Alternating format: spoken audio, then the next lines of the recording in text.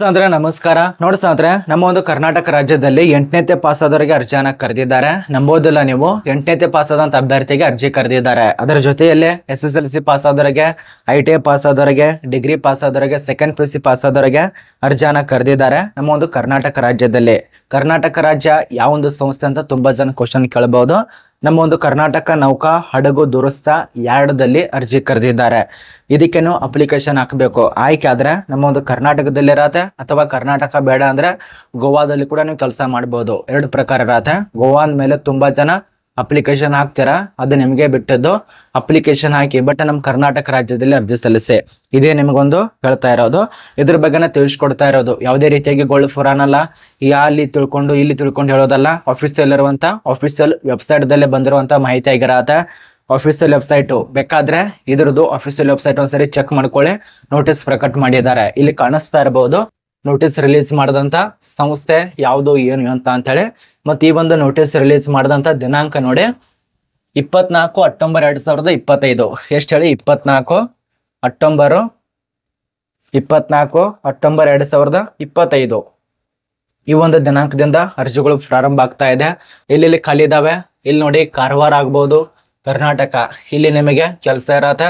ಅಥವಾ ಗೋವಾದಲ್ಲಿ ಕೂಡ ನೀವು ಕೆಲಸ ಮಾಡೋದಕ್ಕೆ ಅವಕಾಶ ಇರತ್ತೆ. ನಿಮ್ಮ ಇಷ್ಟ, ಇಲ್ಲಿ ಕೆಲಸ ಮಾಡ್ತಿರೋ ಬಿಡ್ತಿರೋ ನಿಮಗೆ ಬಿಟ್ಟೋದು. ಒಟ್ಟಾರೆ ಇದಕ್ಕೆ ಅಪ್ಲಿಕೇಶನ್ ಹಾಕೋರು ಅಪ್ಲಿಕೇಶನ್ ಹಾಕಿ. ಮತ್ತೆ ಯಾರಿಗೆ ಅವಕಾಶ ಇದೆ ಅಂದ್ರೆ ಇಲ್ಲಿ ಕೊಟ್ಟಿದ್ದಾರೆ, ಅವರು ಎಕ್ಸ್ ಸರ್ವಿಸ್ ಮ್ಯಾನ್ ಅವರು ಇರತ್ತೆ, PW SC ST OBC UR ಅಭ್ಯರ್ಥಿಗಳು, ಈ ರೀತಿಯಾಗಿ ವರ್ಗಗಳನ್ನ ಕೊಟ್ಟಿದ್ದಾರೆ, ವಿಭಾಗಗಳನ್ನ ಮಾಡಿದ್ದಾರೆ.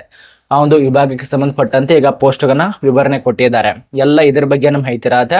A to Z ಅವರಿಗೆ ಯಾವುದು ಏನು ಅಂತ ಎಲ್ಲ ತಿಳಿಸ್ಕೊಟ್ಟಿದ್ದೇನೆ. ನೋಡಿ, ಪ್ರತಿಯೊಂದು ಮಾಹಿತಿ ಇರತ್ತೆ.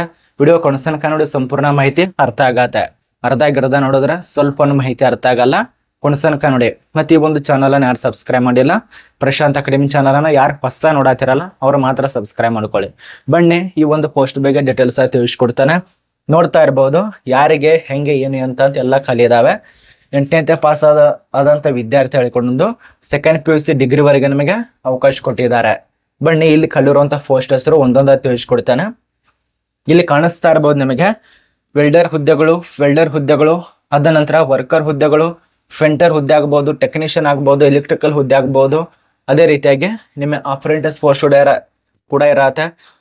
ಅದ ನಂತರ ಇಲ್ಲಿ ಅರೆ ಗಿಫ್ಟ್ ಹುದ್ದೆಗಳು, ಟೆಕ್ನಾಲಜಿ ಪೋಸ್ಟ್ಗಳು, ಇನ್ನು ಸಿಸ್ಟಮ್ ಆಪರೇಟರ್ ಹುದ್ದೆಗಳು, ಕಂಪ್ಯೂಟರ್ ಆಪರೇಟರ್ ಹುದ್ದೆಗಳು, ಅದ ನಂತರ ಜನರಲ್ ಆಪರೇಟರ್ ಹುದ್ದೆಗಳು ಮತ್ತು ಕಾರ್ಪೆಂಟರ್ ಹುದ್ದೆಗಳು, ಕಂಪ್ಯೂಟರ್ ಆಪರೇಟರ್, ಪ್ರೋಗ್ರಾಮರ್ ಅಸಿಸ್ಟೆಂಟು, ಈ ರೀತಿಯಾಗಿ ಎಲ್ಲ ಪೋಸ್ಟ್ ಇರತ್ತೆ. ಇದರಲ್ಲಿ ಯಾವ್ದು ಬೇಕೋ ನೀವು ಯಾವೊಂದು ಪೋಸ್ಟ್ಗೆ ಅದೇ ಫೈನಲು.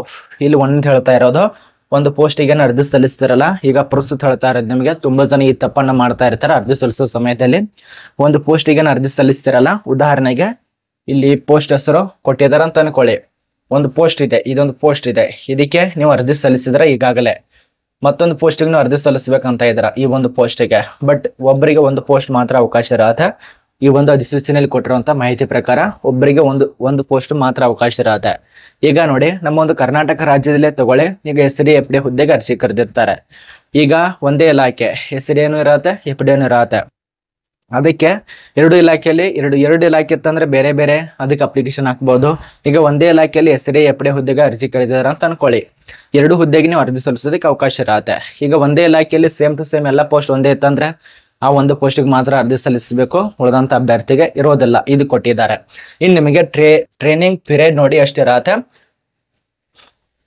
1 ಮಂತ್ನಿಂದ 12 ಮಂತ್ ಅದು ಕೊಟ್ಟಿದ್ದಾರೆ. ಮೊದಲನೇ ತಿಂಗಳಿಂದ 3 ಮಂತ್ ವರೆಗೆ ಇರತ್ತೆ, ಅಂದ್ರೆ 3 ತಿಂಗಳವರೆಗೆ. 4ನೇ ತಿಂಗಳಿಂದ 12 ತಿಂಗಳು, 13 ತಿಂಗಳು, 15 ತಿಂಗಳು, 1ರಿಂದ 3 ತಿಂಗಳು, 4ರಿಂದ 12 ತಿಂಗಳು, 13ರಿಂದ 24 ತಿಂಗಳು, ಅಂದ್ರೆ 2 ವರ್ಷ. ಅದ ನಂತರ 1ರಿಂದ 3 ತಿಂಗಳು, ಅದ ನಂತರ 4ರಿಂದ 12 ತಿಂಗಳು, 13ರಿಂದ 24 ತಿಂಗಳು. ಈ ರೀತಿಯ ನಿಮಗೆ ಪೀರಿಯಡ್ ಇರತ್ತೆ, ಟ್ರೈನಿಂಗ್ ಪೀರಿಯಡ್ ಇದು. ಮತ್ತೆ ನಿಮಗೆ ಸ್ಟೀಫಂಡ್ ಅಂತ ಎಷ್ಟು ಸಿಗತ್ತೆ ನೋಡಿ. ಆ ಒಂದು ಮಂತ್ ನಲ್ಲಿ ನಿಮ್ಗೆ ಅತಿ ಹೆಚ್ಚು ಸಿಗೋದು 9,600 ರೂಪಾಯಿ ಇರತ್ತೆ. ಕಡಿಮೆ ಅಂದ್ರೆ 3,400 ರೂಪಾಯಿ. ಸ್ಟೀಫಂಡ್ ನಿಮಗೆ 3,400 ರೂಪಾಯಿದಿಂದ ಸುಮಾರು 9,600 ರೂಪಾಯಿ ನಿಮಗೆ ಸ್ಟೀಫಂಡ್ ಅಂತೇಳಿ ಸಂಬಳ ವೇತನಕ್ಕೆ ಸಂಬಂಧಪಟ್ಟಂತೆ ಗೌರವಧನ ಅಂತೇಳಿ ನಿಮಗೆ ಕೊಡ್ತಾರೆ. ಈಗ ಅಂಗನವಾಡಿ ಇಲ್ಲಿ ಯಾವ ರೀತಿ ಸಿಗತ್ತಲ್ಲ ಹಂಗೆ ಕೊಡ್ತಾರೆ ನೋಡಿ. ಯಾವುದೇ ರೀತಿಯ ಗೊಳ್ಳಲ್ಲ ನಿಮಗೆ ತಿಳಿಸ್ಕೊಡ್ತಾ ಇರೋದು. ಅಧಿಸೂಚನೆ ಪ್ರಕಟ ಆಗಿದೆ. ಪ್ರಕಟವಾದಂತ ಮಾಹಿತಿಯನ್ನ ನಿಮಗೆ ತಿಳಿಸ್ಕೊಡ್ತಾ ಇರೋದು. ಮತ್ತೆ ಇದಕ್ಕೆ ಸಂಬಂಧಪಟ್ಟಂತೆ ನಿಮಗೆ ಜನರಲ್ ನಾಲೆಜು ಅರ್ಜಿ ಸಲ್ಲಿಸುವಂತ ವೆಬ್ಸೈಟ್ ಮೂಲಕ ನಿಮ್ಗೆ ಹೇಳ್ಬೇಕಂದ್ರೆ ಅರ್ಜಿ ಸಲ್ಲಿಸಲು ಕೊನೆಯ ದಿನಾಂಕ 23 ನವೆಂಬರ್ 2025. ಅರ್ಜಿಗಳು ಪ್ರಾರಂಭ ದಿನಾಂಕ 24 ಅಕ್ಟೋಬರ್ 2025. ಇದು ಪ್ರಾರಂಭ ದಿನಾಂಕ. ಕೊನೆಯ ದಿನಾಂಕ 23/11/2025. ಇದು ಕೊನೆಯ ದಿನಾಂಕ ಇರತ್ತೆ. ಇಷ್ಟು ನಿಮಗೆ ಟೈಮ್ ಇರತ್ತೆ. ಈ ಒಂದು ಟೈಮ್ ಒಳಗಾಗಿ ಅಪ್ಲಿಕೇಶನ್ ಹಾಕೊಳ್ಳಿ.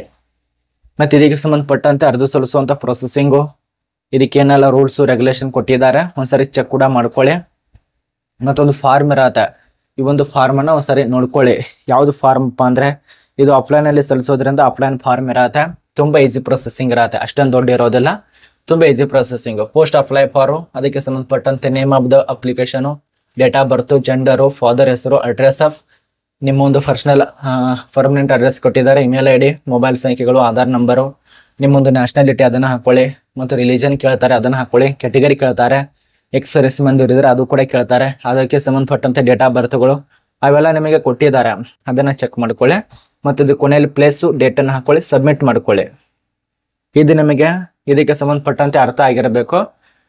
ಅದ ನಂತರ ಆಯ್ಕೆದಂತ ಅಭ್ಯರ್ಥಿಗಳಿಗೆ ಇಲ್ಲಿ ಪರ್ಮನೆಂಟ್ ಜಾಬ್ಗಳಿಗೆ ಎಷ್ಟು ಸಂಬಳ ಇರತ್ತೆ ಅದನ್ನು ಕೊಟ್ಟಿದ್ದಾರೆ. ನಿಮಗೆ 19ರಿಂದ 63,000 ತನಕ ಸ್ಯಾಲ್ರಿ ಇರತ್ತೆ. ಮತ್ತು ವಯೋಮಿತಿ ವಿಷಯ 18ರಿಂದ 28 ವರ್ಷ.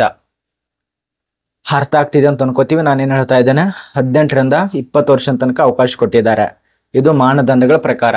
ಅದೇ ನೀವು ಅಪ್ರೆಂಟಿಸ್ಗೆ ಬರ್ಬೇಕಂದ್ರೆ ಇಲ್ಲಿ 14 ವರ್ಷ, ಅದ ನಂತರ 18 ವರ್ಷ ಈ ರೀತಿಯಾಗಿ ಕೊಟ್ಟಿರ್ತಾರೆ.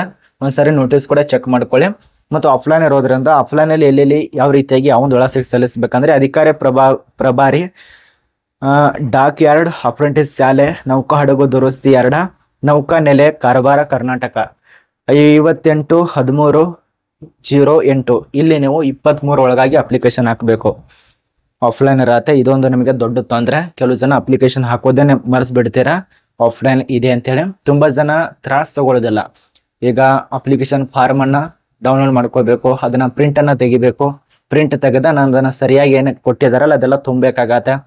ತುಂಬ ತಕ್ಷಣ ಅಷ್ಟೇ ಅಲ್ಲ, ಅದರಲ್ಲಿ ಏನೇನು ಮಾಹಿತಿ ಇರತ್ತೆ ಎಲ್ಲ ಡಾಕ್ಯುಮೆಂಟ್ಸ್ ಅನ್ನ ತೆಳಗಡೆ ಆ ಫಾರ್ಮ್ ಇರುತ್ತೆ, ಅದು ಹಿಂದ್ಗಡೆ ಅಟ್ಯಾಚ್ ಮಾಡಬೇಕು, ಅಂದ್ರೆ ಲಗತ್ತಿಸ್ಬೇಕಾಗತ್ತೆ. ಅದ ನಂತರ ಆ ಒಂದು ವಿಳಾಸ ಹಾಕಬೇಕು. ಅಂದ್ರೆ ಈ ವಿಳಾಸ ಇದೆಲ್ಲ ಆಗಲೇ ತಿಳಿಸ್ಕೊಟ್ರಂತ ವಿಳಾಸ ಹಾಕಬೇಕು.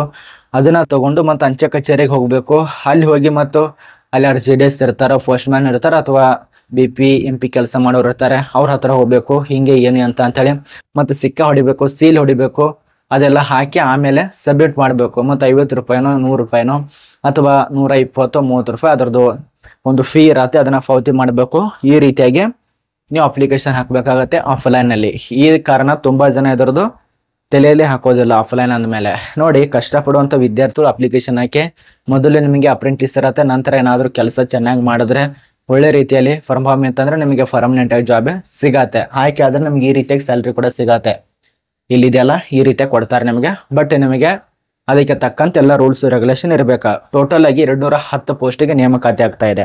ಆಯ್ಕೆ ಆದ್ರೆ ಉತ್ತರ ಕನ್ನಡ, ಕರ್ನಾಟಕ, ಗೋವಾದಲ್ಲಿ ಕೆಲಸ ಇರತ್ತೆ. ಅಪ್ರೆಂಟಿಸ್ಶಿಪ್ ತರಬೇತಿ ಆಗಿರತ್ತೆ. ಇದು ನಿಮಗೆ ಅರ್ಥ ಆಗಿದೆ ಅಂತ ಅನ್ಕೋತೀವಿ. ಏನೋ ಡೌಟ್ ಇತ್ತು ಅಂದ್ರೆ ಕಮೆಂಟ್ ಮಾಡಿ.